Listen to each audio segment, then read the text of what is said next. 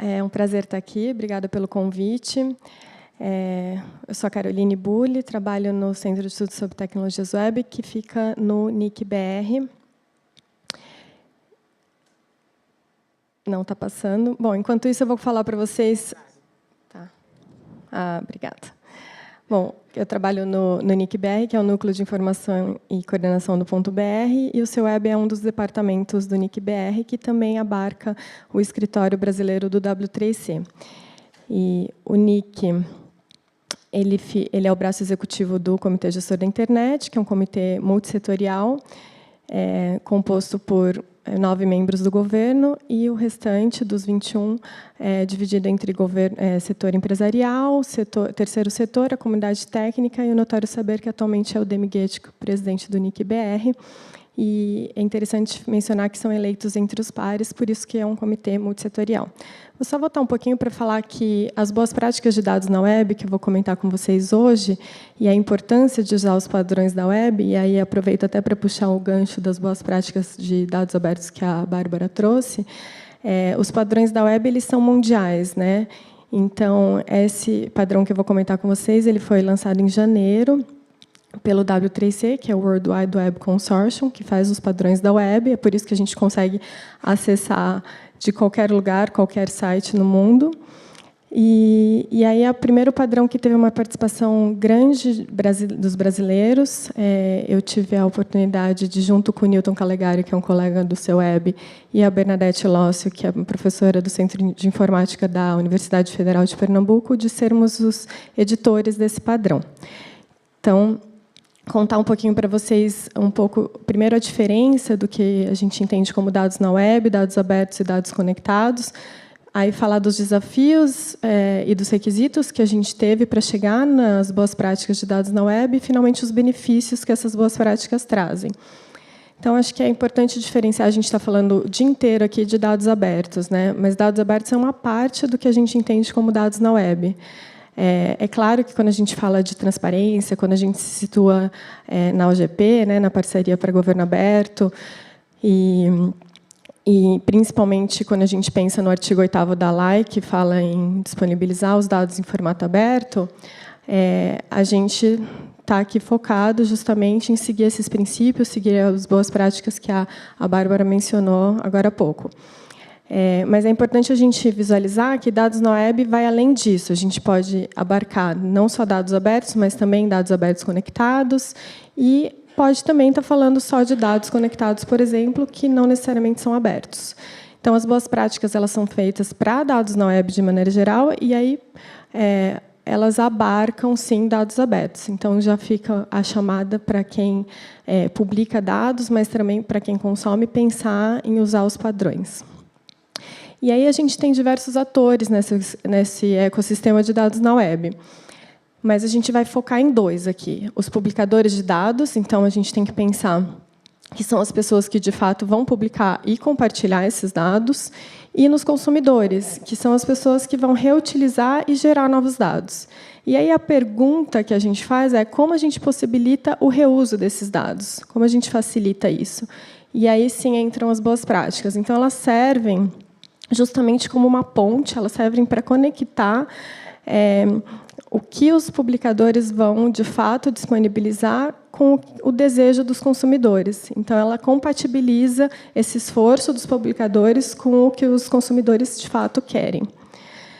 E aí, para chegar nessas boas práticas de publicação de dados na web, a gente teve alguns desafios. A gente fez, foi um trabalho desse working group, né, que é um grupo de trabalho global, que durou mais de 2 anos, e aí, com casos de uso, com base em vários casos de usos reais de disponibilização de dados na web, a gente teve essas questões, né? Então, são questões que a gente trouxe como desafios super importantes, por exemplo, de pensar em quais dados a gente vai publicar. E aí a gente pode pensar, falando em dados de saúde, um pouco na privacidade, proteção de dados, né, anonimização, como disponibilizar esses dados, quais são as fontes dos dados, né, quais são os formatos que a gente vai utilizar. como tornar, de fato, esses dados interoperáveis, como identificar os recursos dos dados e, finalmente, como obter feedback. Então, a gente entende que, a partir de alguns questionamentos, publicar dados na web é muito mais do que só publicar dados. Por isso que os padrões eles são feitos e por isso que esse padrão foi disponibilizado. Então, aqui estão alguns dos grandes desafios, a Bárbara mencionou alguns já. Metadados, quando a gente visualiza as boas práticas, que são 35, eu vou mostrar daqui a pouco o sumário para vocês, metadados é a primeira delas. É super importante você explicar o que significa aquele dado. Depois, pensar justamente nas licenças. Então, como que a gente permite ou restringe o acesso aos dados? A proveniência e a qualidade dos dados, então, como a gente adiciona a confiança nos dados, é super importante. Depois, o versionamento dos dados, acompanhar essas diferentes versões. Identificar os dados também é essencial. E pensar nos formatos. Além disso, a gente trabalha com vocabulários. Esse documento de boas práticas ele agrega 2 documentos de vocabulários, o Data Usage e o Data Quality Vocabulary. Também como acessar os dados, como preservar. Esses 3 últimos desafios são super importantes, pensando, inclusive, no ponto de vista do consumidor, porque é como facilitar essa comunicação com o usuário, quando a gente pede feedback, como enriquecer os dados, então, a gente pode adicionar valor aos dados, e, finalmente, como republicá-los. Então, no final, a gente teve 12 desafios para chegar em 42 requisitos, para saírem as boas práticas, que elas foram feitas para atender profissionais que trabalham com gerenciamento de informações, desenvolvedores, grupos de cientistas, enfim, todo mundo que trabalha com dados e informação na web. Elas já estão disponíveis, como eu disse, são 35. A gente está fazendo uma tradução para português, por enquanto elas estão em inglês. Esse é um exemplo de como elas funcionam. Então, tem o que é, o porquê foi feita, aonde a gente quer chegar, como chegar lá.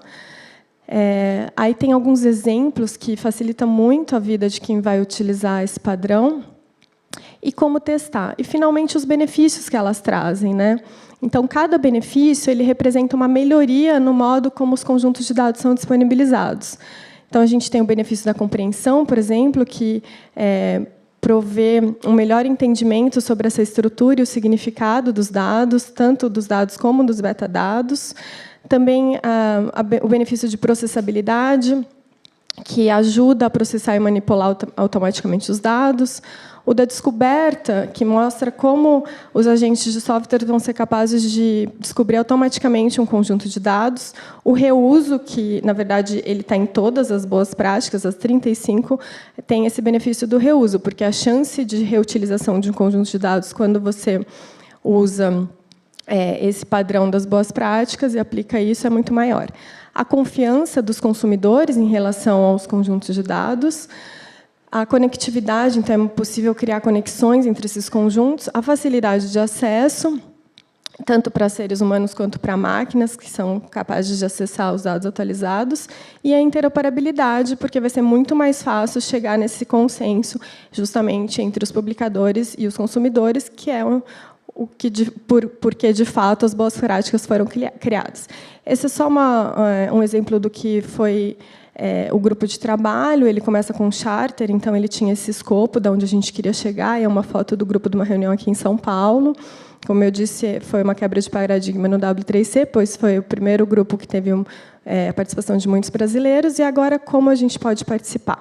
A gente pode participar aplicando as boas práticas, então fica o convite para vocês entrarem e visualizarem as boas práticas, principalmente quem publica dados, mas quem consome também, então é super importante esse ciclo, e vocês podem, se quiserem, participar do Implementation Report, que está aberto no GitHub.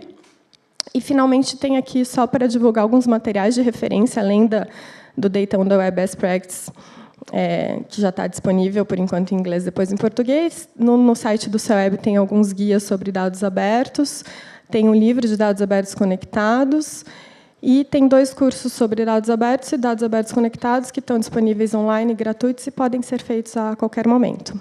Eu agradeço e estou super à disposição.